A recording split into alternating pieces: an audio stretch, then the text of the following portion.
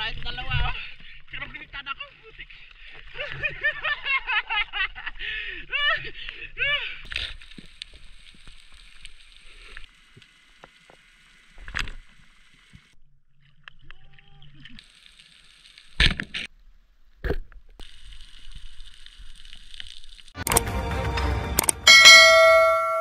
Welcome po ulit mga kaspero sa ating panibagong adventure. At eto, nag-drop na tayo sa ilalim. Bali, hindi ko na pinakita sa inyo yung mga warm up natin dahil hahaba lang yung video natin. Kaya dito na tayo nag-drop sa ilalim, around 17 to 18 meters. At nag-abang tayo dito kung ano yung lalapit sa atin. Medyo tahimik yung ilalim ng dagat. Wala akong naririnig na naghahunt na mga pelagic, kaya umahon na lang tayo at nag-move tayo sa unahan na spot.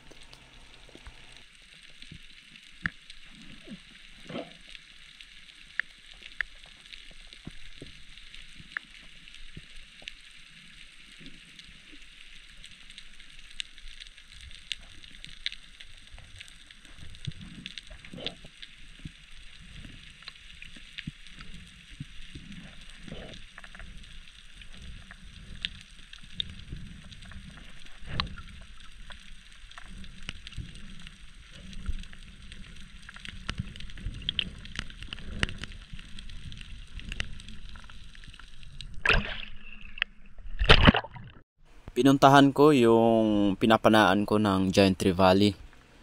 Ito yung baluarte nila mga kaspero. Sa unahan na yan, yung malaking bato, dyan palagi yung mga Giant Tree Valley pumapasok.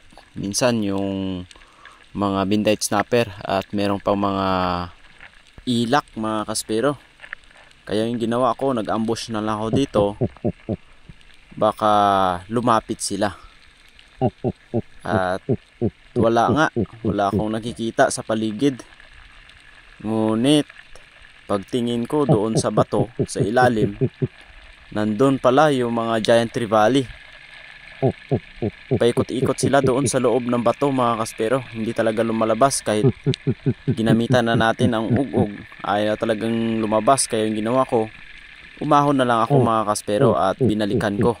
Hindi na ako bumaba doon sa pinagbabaan ko nung una. Dumiretso ako doon sa bato kung saan sila nakatago.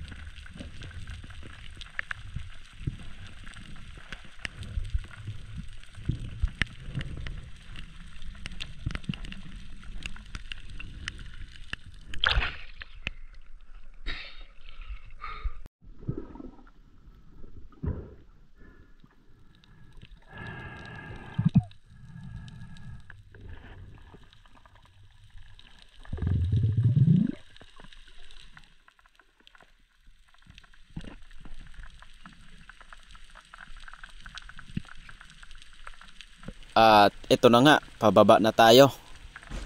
Sisilipin na natin itong mga Giant Tree Valley. Ang kukulit kasi, ayaw lumabas sa butas, kaya silipin na lang natin. Yung lalim ng batong ito, nasa 20 meters pag high tide. Pero pag bumaba ka dyan sa pinakababa, nasa 24 to 23 meters na yan mga kaspero.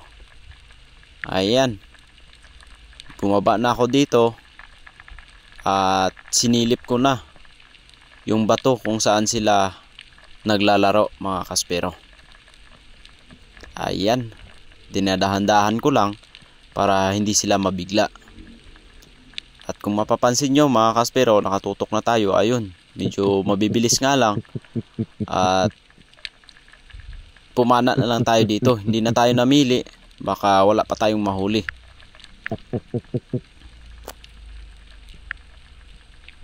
Yun, sapol mga kaspero. Problema lang, sumabit pa yung shaft natin doon sa ilalim ng bato. At ayun, buhay yung isda. Mahirap pa naman balikan kasi medyo maagos mga kaspero.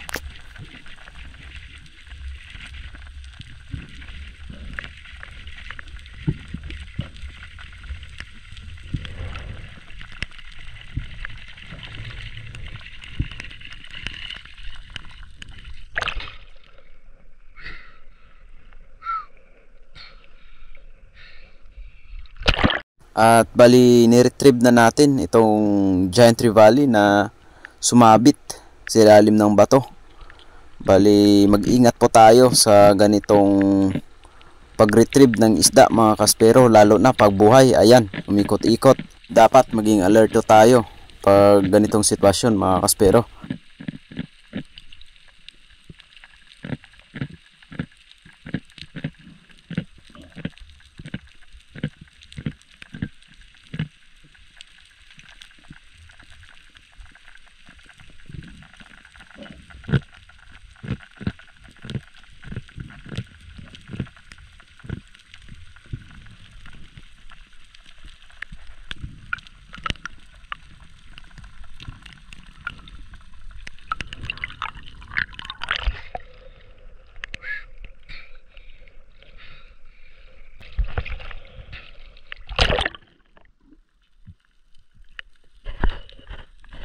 At pagka-secured nga natin sa Giant Trevally, bumaba ulit ako sa unahan at merong nagpakita na isang malaking king mackerel or tanigi.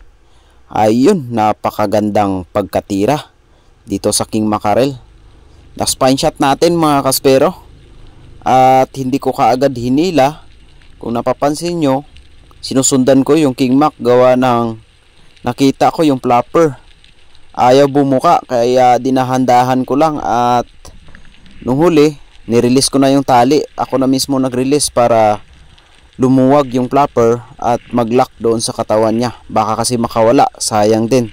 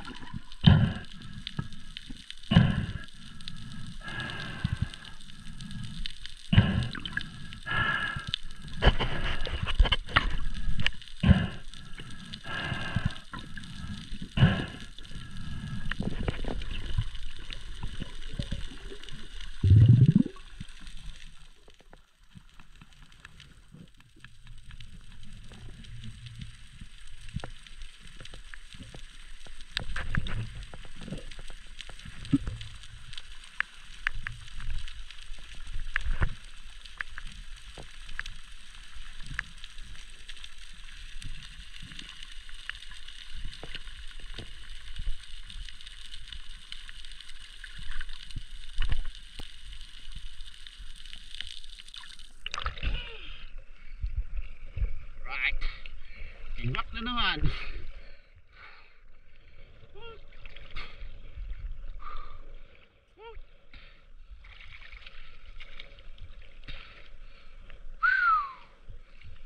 Oh, pangalawang isda.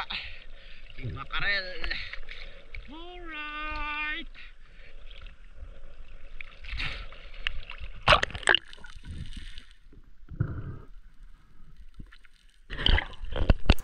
At eto mga kaspero, yung wag na wag nyong gagayahin dahil delikado ito. Dalawang malaking pugita mga kaspero. Ayun, yung isa tinusok ko, tapos yung isa dinakot ko na mga kaspero. Ang problema, yung dinakot ko umikot doon sa kamay ko. At yung isa naman mga kaspero, dumikit sa pins ko. Ayan. Ayan na yung pugita mga kaspero. Medyo may kalaliman pa naman itong spot na ito, around 24 meters. Kaya kapag ganitong sitwasyon, dapat maging relax lang tayo. Huwag tayong masyadong magpanik para iwas disgrasya mga kaspero.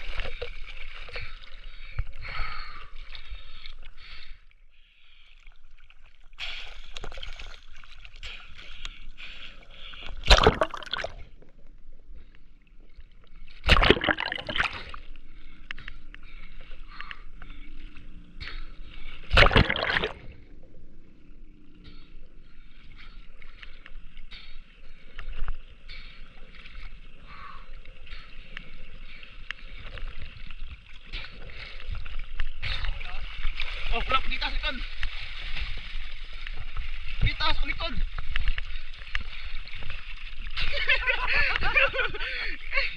Ay, grabe mga kaspero, dalawa. Sinapitan ako.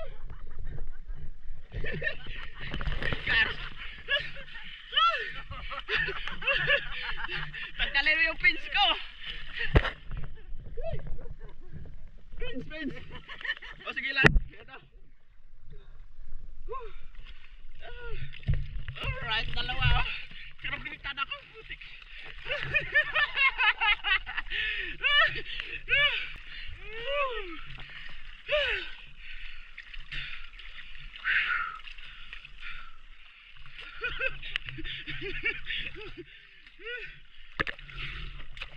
Sayang eh, dalawa.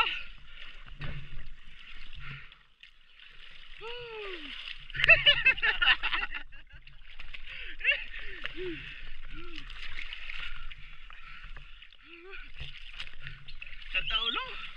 Kanta ulo ay.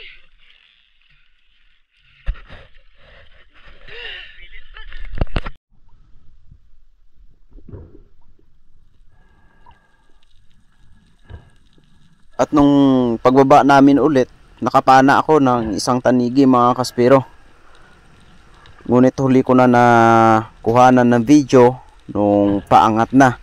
Dahil nung nag-ambush ako, biglang dumaan sa harapan ko at hindi ako nakapag-open ng camera. Kaya eto na lang. Pinakita ko na lang sa inyo habang hinihila ko pataas. Malaki din ito mga kaspero. Akala ko nga daplis yung pagkatira ko. Ngunit nung tiningnan ko, ayos naman pala. Tagos na tagos at gitna din yung pagkatama sa King Mac na ito. Kaya secured yung pangalawang King Mac natin.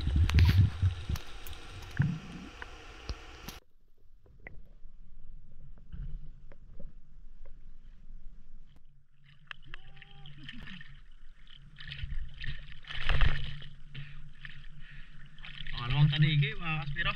Hindi ko na kuhanan ng video. Gawa ng biglang tumaan sa harap natin. Kaya ayos lang. Dalawang tanigi na.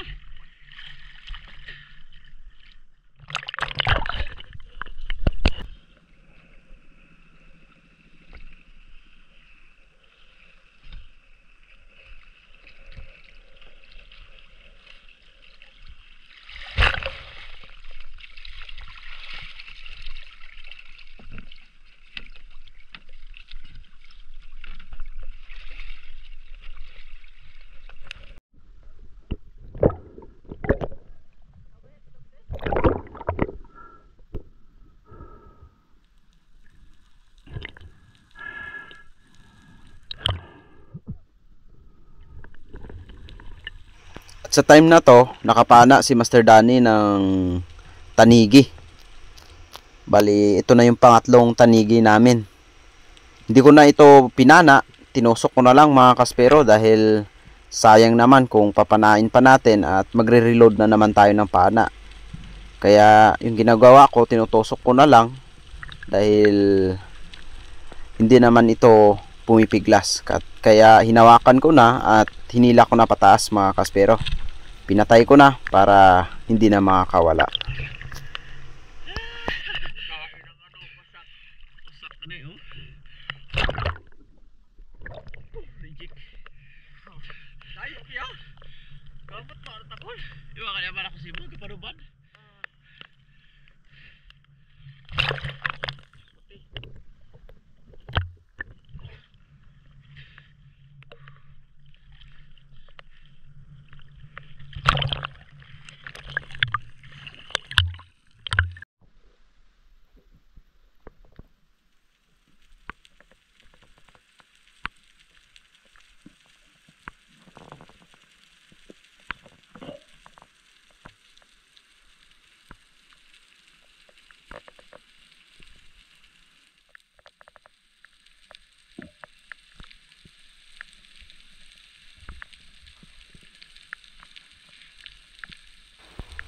Time check natin.